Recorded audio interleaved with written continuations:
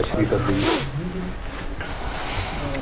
یاسین کا جو ویسے ترجمہ کرتے ہیں وہ سردار کے ذریعے، سردار، تو سین اصل میں جو بیسیکلی بنی ہے یہ کائنات کے لیے بنی ہے، اس میں سین سما کی ہے اور نون نجوم کی ہے۔ اس وجہ سے اللہ نے کہا نا کہ طٰہٰ مَا أَنزَلْنَا عَلَيْكَ، توئے میں دیکھو، توئے میں بھی سین ایز اے مغلوب آتی ہے کہ تواسین میں آتی ہے سین۔ تواسین کو ایکسپلین کرتے ہوئے اللہ تعالیٰ نے فرمایا کہ جیسے ایک دوسرے میں کہ تواسین ہے کیا، وَالسَّمَاءِ وَالطَّارِقِ، تو طارق توئے سے شروع ہوتا ہے اور سما سین سے شروع ہوتا ہے، یہ تواسین میں ہے۔ اسی طرح سین کو علیحدہ کیا گیا تواسین سے اور کہا کہ یہ سین سما کی ہے اور نون جو ہے نجوم کی ہے۔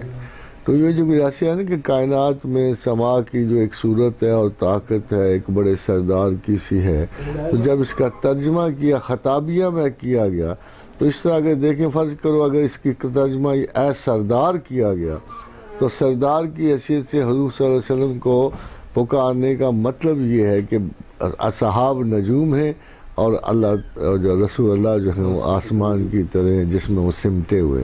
تو اگر آپ کو یاد ہوگا تو حدیث کہتے کہ اصحاب کا نجوم، کہ میرے اصحاب ستاروں کی طرح ہیں، اور اللہ کے رسول جو ہیں وہ آسمان کی طرح ہیں، اور آسمان جو ہے اس کی تشریح ہے وَالسَّمَاءِ وَالطَّارِقِ۔ تو اللہ تعالیٰ کے رسول کا ٹائٹل یہ ہے طٰہٰ، اور طٰہٰ میں جو ہے وہ توئے جو ہے وہ پہیہ ہے، ہاں جو ہے وہ مرد ہے وہ جو نشاندہی کرتا ہے۔ تو اسی لیے اب اس کی اتنی کمپلیکیشن خالی اس لفظ کی نکلتی ہیں کہ چونکہ پہیہ چلتا ہے آسمان میں ہر چیز چل رہی ہے، سردار وہ ہے جو آسانی کو بلاتا ہے، اور چونکہ پہیہ دنیا کی سب سے بڑی آسانی ہے اس لیے اگر جیسے کوئی رہنما ان کو آسانی کو بلاتا ہے، اسی لیے قرآن جو ہے رسول اللہ کے ذریعے آسانی کے لیے بلا رہا ہے۔ تو اگر آپ پڑھو تو اس میں ہے طٰہٰ مَا أَنزَلْنَا عَلَيْكَ الْقُرْآنَ لِتَشْقَىٰ، ہم نے قرآن کو مشقت کے لیے نہیں اتارا۔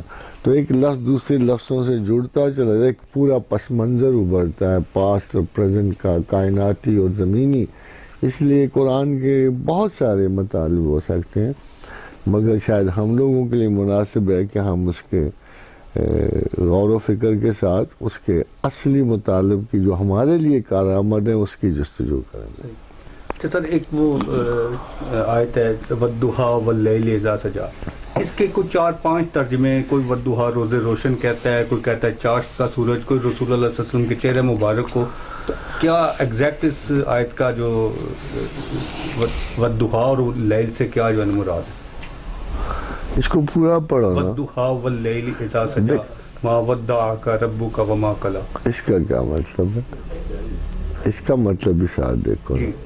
یہ وہ جو اس کا شان نزول اگر دیکھا جائے تو اس میں تو وہ ہے کہ جب وہ 40 دن تک وہ وحی جو ہے وہ رکی رہی، اور اس کے بعد پھر وہ رسول اللہ صلی اللہ علیہ وسلم کے کعبہ میں روحان جو ہے۔ یہ دیکھو میں آپ کو یہ دکھاتا ہوں یہاں، یہ کفار نے تانا دینا شروع کیا کہ جی وہ یہ ہے، مگر یہاں ہمیں اصل میں دیکھنا ہوتا کہ تیسری آیت ایکسپلینیٹری ہوتی ہے، پہلی 2 کی جو آیات ہیں نا، پہلی 2 اس میں ہمیں دیکھنا پیچھے جو مضمون آ رہا ہے اس میں ان کے لنکس کیا ہیں، کہ کیوں اپنا جب کوئی بات کی نوعیت ہو، زمینی بات ہو، آسمانی بات ہو، تو ہم یہ دیکھتے ہیں کہ جی پیچھے آیات میں کس طرح سے، حالانکہ یہاں بھی آیا وَالشَّمْسِ وَالضُّحَىٰ وَالْقَمَرِ إِذَا تَلَاهَا، تو یہاں اوپر تلے ذکر آیا تو اس کا مطلب یہ تھا کہ میں کائنات کی بڑی بڑی چیزوں کا ذکر کر کے اس نے کہا کہ جتنی میں نے وہ عظیم تر چیزیں بنائی ہیں اتنا ہی میں نفس انسان بنا۔ تو یہاں یہ ہے کہ وَالضُّحَىٰ وَاللَّيْلِ إِذَا سَجَىٰ مَا وَدَّعَكَ رَبُّكَ وَمَا قَلَىٰ، تو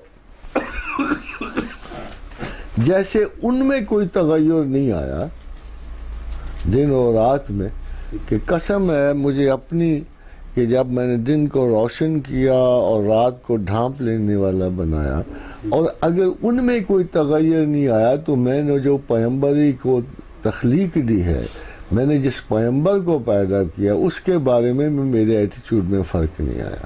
ٹھیک ہے، آگے وہ وہ چلیں گے. چلے ٹھیک ہے وہ سمجھے جو- نہیں؟ ٹھیک ہے تو یہ کلیئر ہو جاتا ہے کہ یہ جیسے میں میرے کام اجلت کے نہیں ہے، خدا کہتا ہے صحیح. میں جو کام کرتا ہوں سوچ سمجھ کرتا ہوں. یہ نہیں کہ میں نے ایک دن پیغمبر بنایا دوسرے دن بدل دیا. ہاں، یہ اس کی پچھلی مثال یہ ہے کہ جیسے دن روز طلوع ہوتا ہے، رات روز ڈھانپ لیتی ہے. اس لیے اگر رات کے ڈھانپنے میں یہ بھی ہے کہ اگر کبھی کبھی وہی معطل ہوگی یا کم ہوگی، اس کا مطلب یہ نہیں ہے. کہ رسول جیسے چھوڑ دن دیا چھپ میں نے. جاتا ہے، کبھی کبھی پیغمبر کو ریسٹ بھی دیا جاتا ہے اور اس کو تھوڑا سا.